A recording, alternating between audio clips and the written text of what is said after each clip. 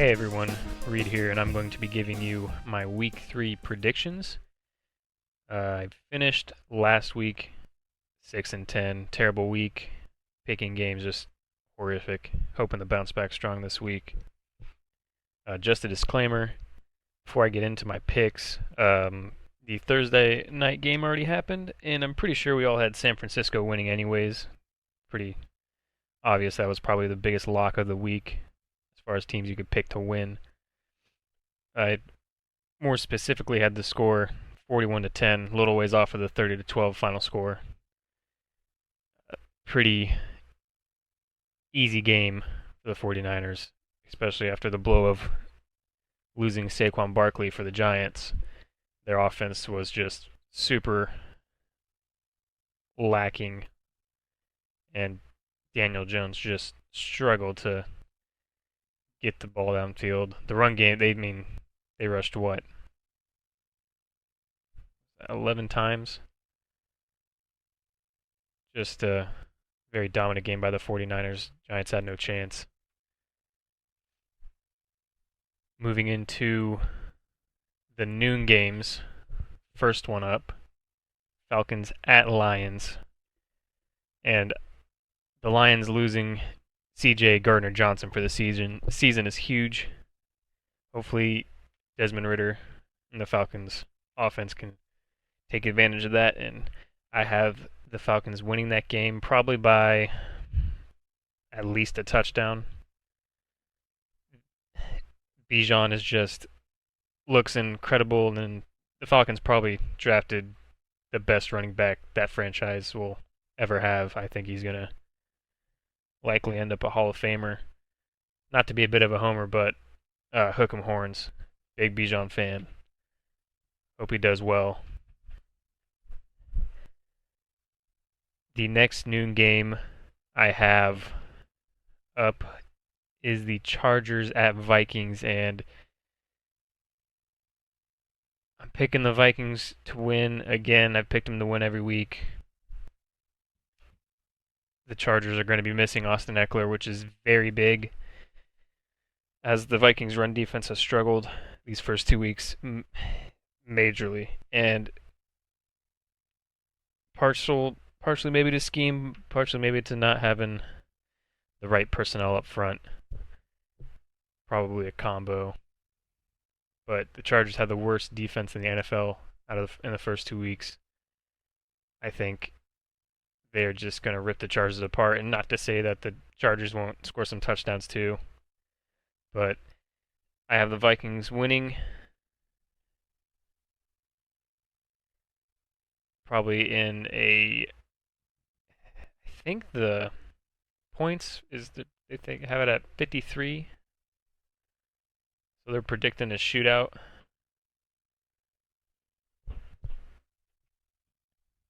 On to the next noon game, Saints at Packers. Packers split 1-1. Saints are 2-0. The NFC South is they're just doing something weird. Everyone kind of had their division stinking it up, I think, this year, but they're coming out of the gate strong. I have the Saints winning against the Packers.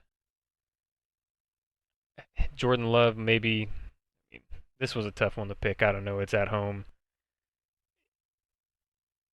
Jordan Love seems to be able to get the ball to the end zone. He seems to be at least capable. I mean, it's a solid team all around. So maybe I'm wrong here. This is probably one of the harder picks for me of the week. But I ended up going with the Saints.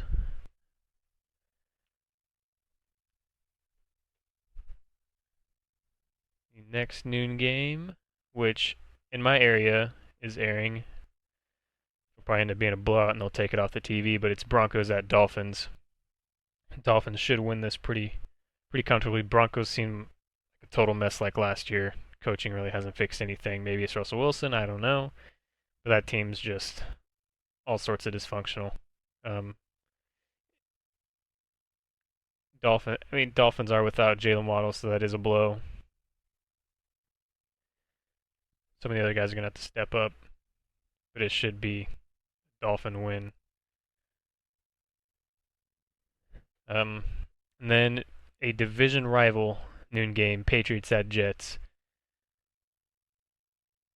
Patriots starting the season 0-2. Jets 1-1. No more Aaron Rodgers. I have the Jets winning, but barely. I think it's going to be a very low-scoring game.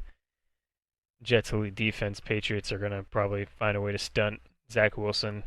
He'll probably struggle, I'd imagine. Um, to me, that game's not all too exciting. So moving on to Texans at Jaguars. I think the Jaguars are going to bounce back this week against a struggling Texans team that is trying to figure it out.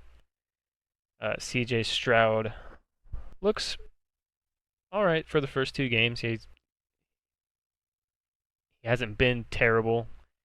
I know Brady thinks he's going to be a bust, but that's to be determined. I think maybe he'll have I don't know about a better week, but he looks to be aiming towards being consistent every week. So hopefully he doesn't put up a stinker, but I got the Jaguars winning that. Probably pretty close game. Probably about 21-17, somewhere in there.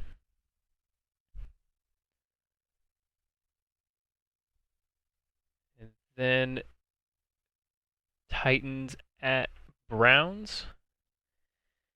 Browns should win this. And I'm sure it'll be a closer game than I think it'll be, but Browns probably win by 2 scores, I think. At least. Even in the absence of Nick Chubb, I think Jerome Ford is more than capable. Kareem Hunt probably will play, but it'll be a super small snap count. Probably be in the passing game, and Pierre Strong, who knows if they'll still give him snaps. He kind of gets shoved back to running back 3 with that signing.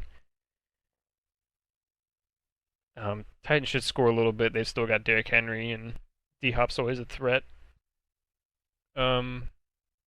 The Bills at Commanders game. That is the second to last noon game we're looking at right now. Commander starting 2-0. I mean, they're definitely not the worst team in the league. I don't even know if I'd put them bottom 5. Sam Howell kind of surprising a little bit. Their running back committee is pretty solid. But the fact that they've been winning these games to me is just kind of crazy. I haven't been thinking it would be that way.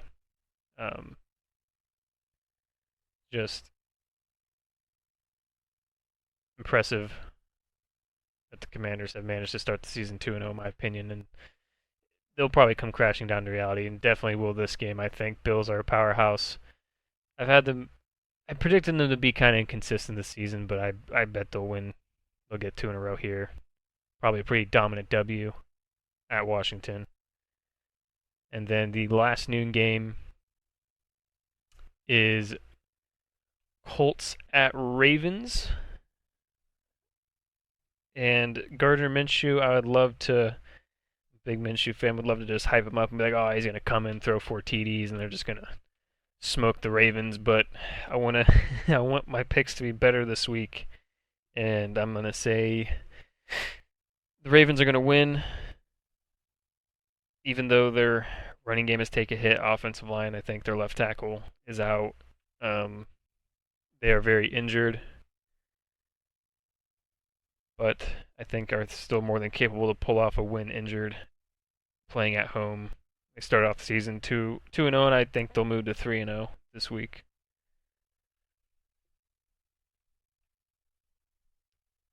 Moving into the afternoon games, Panthers at Seahawks. Seahawks favored to win.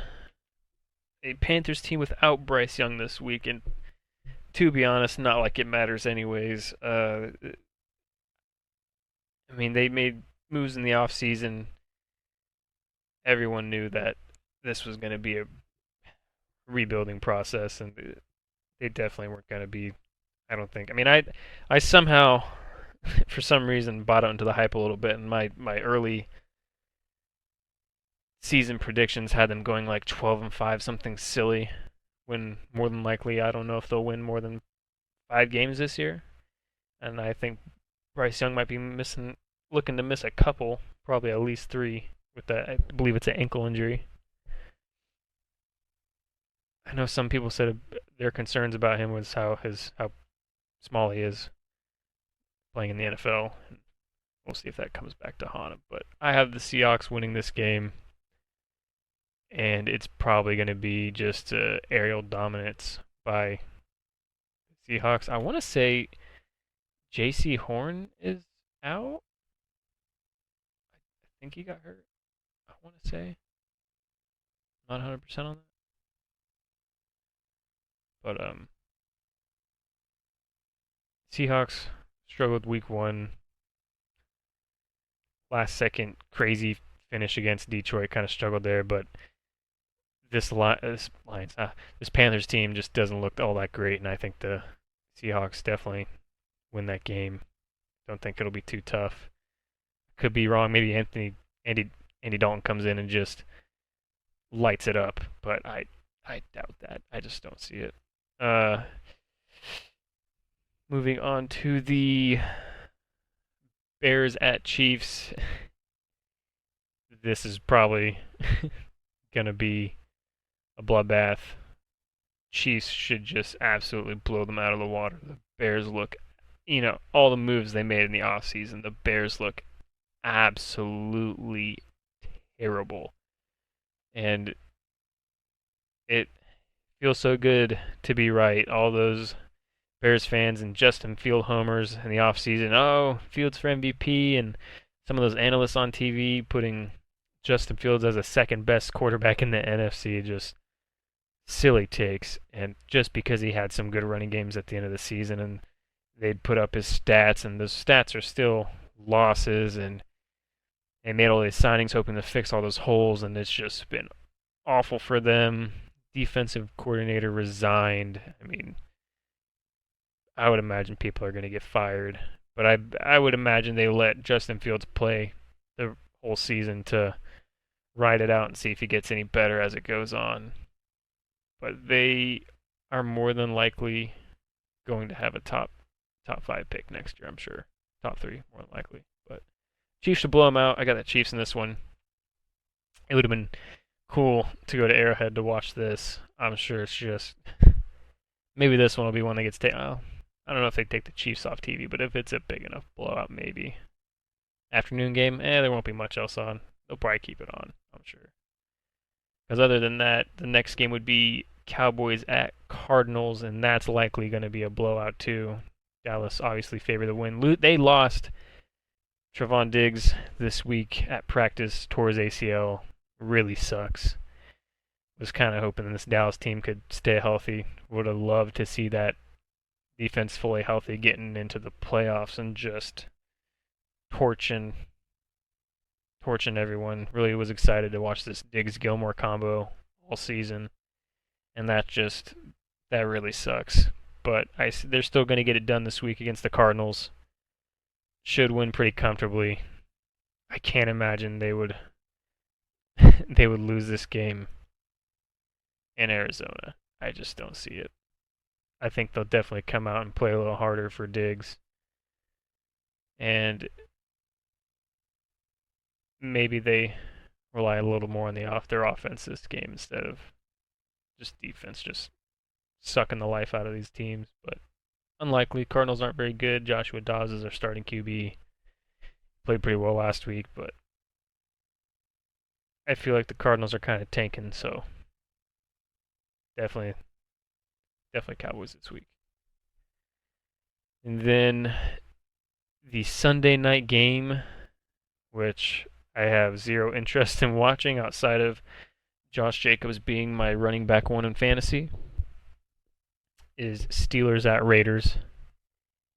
And I kind of feel the slow start to Josh Jacobs' season ends right now.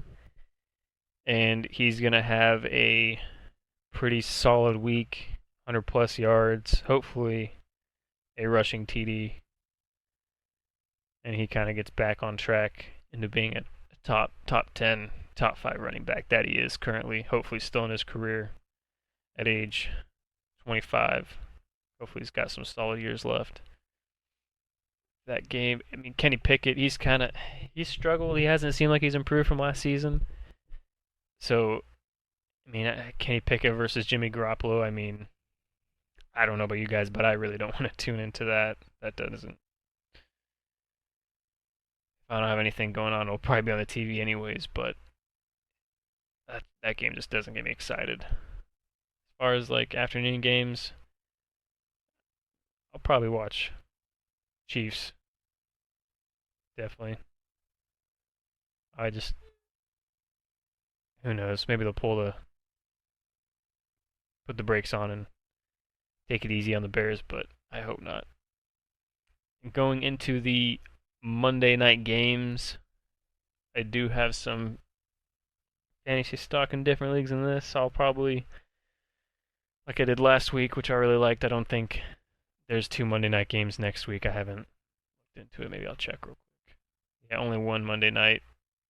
The thing I like about Monday nights is constant football. Just split screen it. 2 games going.